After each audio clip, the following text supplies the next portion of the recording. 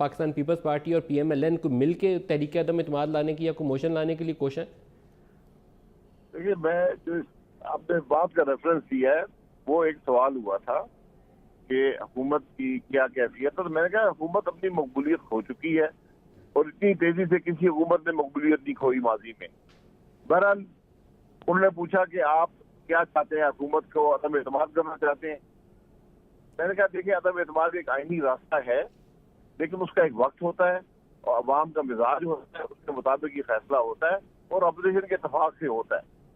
وہ ایک آپشن ہمیشہ رہتا ہے، لیکن ضرورت اس بات کی ہے کہ حکومت کام کرے۔ لیکن شاہد خاقان صاحب isn't it too early کہ 6-7 ہفتے کے بعد ہی آپ کہہ رہے ہیں کہ ہم عدم اعتماد لے آئیں؟ یہ تو بے یقینی پیدا کرنے کی آپ کو 6 ہفتے کے بعد کیوں ضرورت پیش آئی؟ نہیں، میں نے کہا کہ میں نے بالکل عدم اعتماد کی بات نہیں کی۔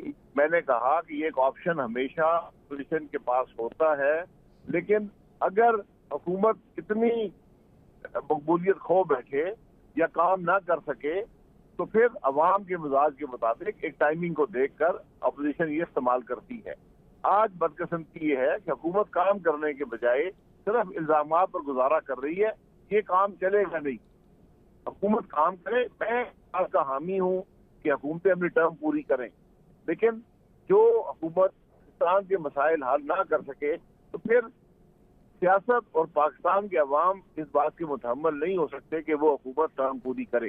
یہ بدنصیبی آج کی حکومت کی، ان کے پاس کوئی ڈائریکشن۔ آصف علی زرداری صاحب نے بھی ایک بیان دیا ہے، انہوں نے کہا ہے کہ وہ مل کے ان کے خلاف تحریک پیش کرتے ہیں، تو کیا ایسی تحریک جو پاکستان پیپلز پارٹی جس کی موور ہو، آصف زرداری صاحب انیشیٹو لیں، پاکستان مسلم لیگ نواز ان کا ساتھ دینا پسند کرے گی؟